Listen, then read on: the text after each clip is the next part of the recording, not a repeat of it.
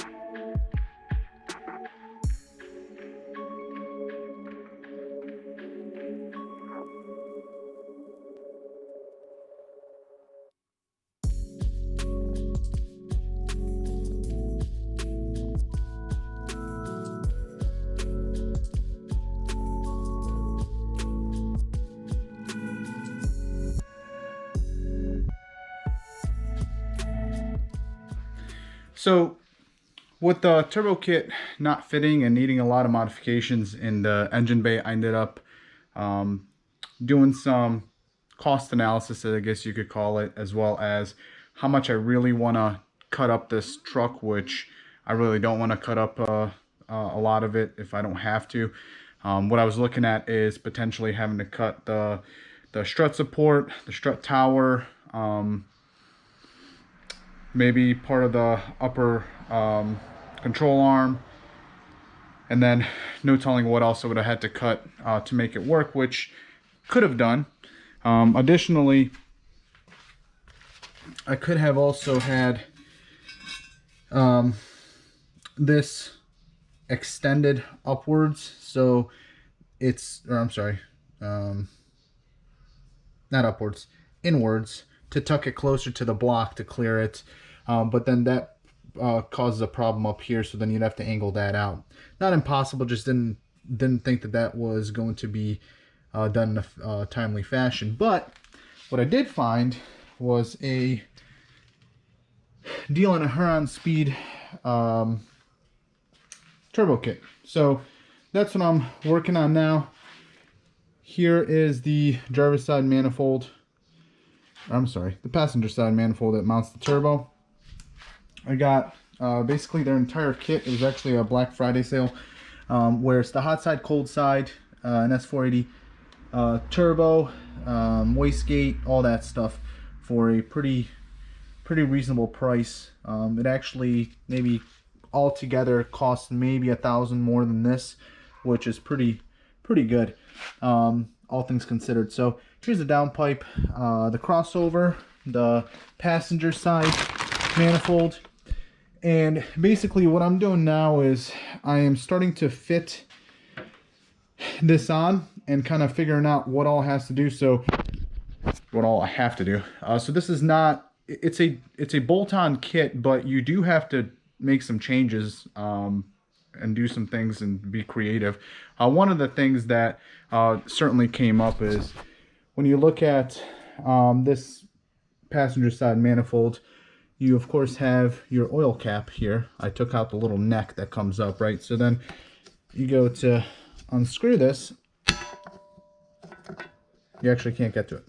So not a big deal. I'll figure a way around that. I'm actually a little worried about this melting because of how close it is. So I might actually just run two passenger side valve covers, and then probably tap this valve cover and put a plug here so I can just fill it with oil there. The other thing that has to happen is this part here has to get modified, i.e. cut, in order to fit the downpipe. So the way the downpipe works is, you basically, if you can picture it, here, just for visual purposes, it kind of fits like this, right? Except that part tucks in down that way, and this bend here wraps around down there in order to tuck over the frame and go underneath the car. So in order to do that, you got to cut this.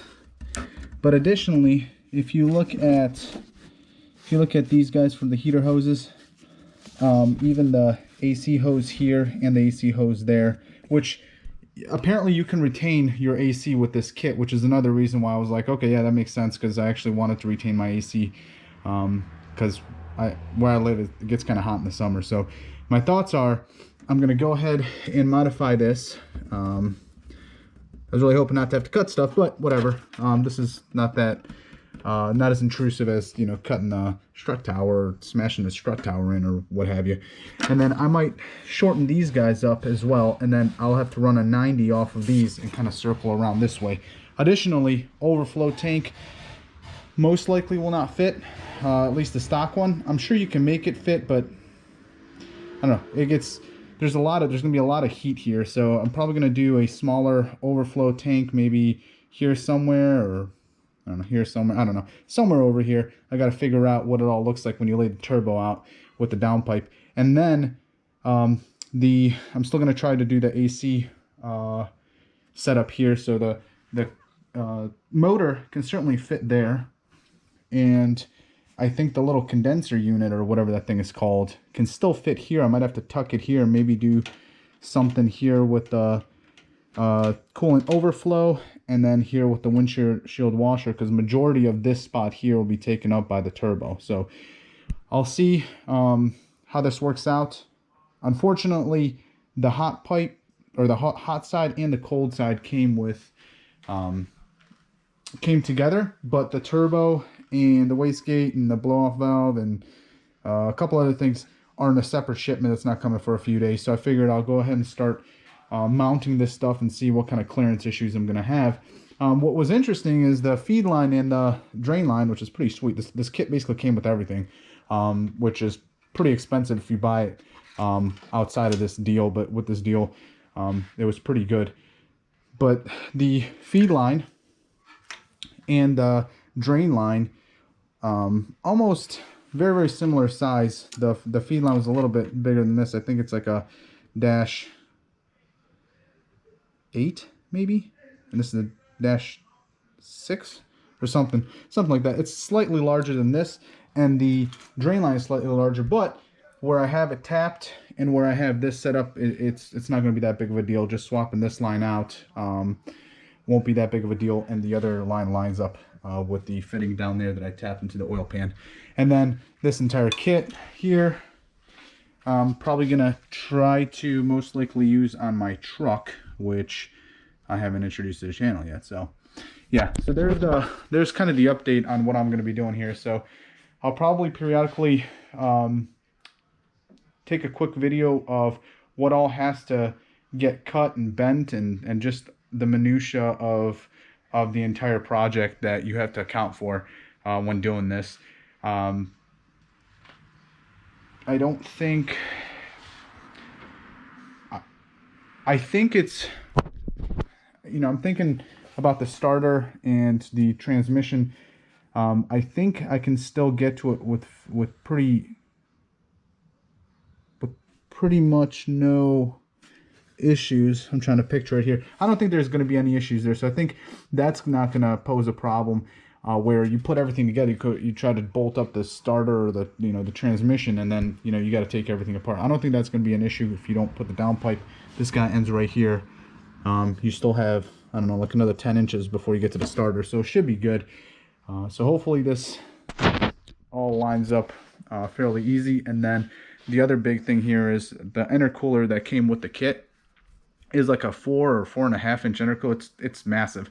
I have to somehow fit that thing onto the bumper as well, which I know there's going to be cutting involved in that as well. So I got to get to that fairly quickly. So let's get to it.